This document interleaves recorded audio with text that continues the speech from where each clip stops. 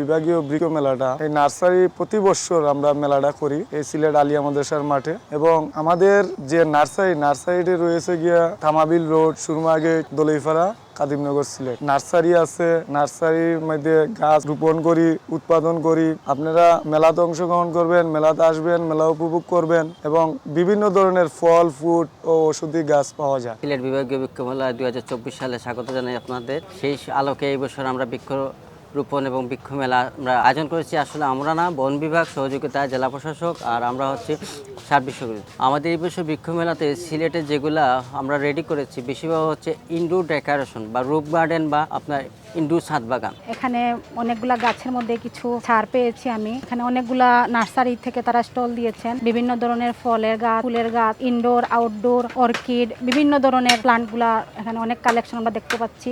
এবং আমি এখান থেকে 4-5 ধরনের ইনডোর প্লান্টস কিনেছি।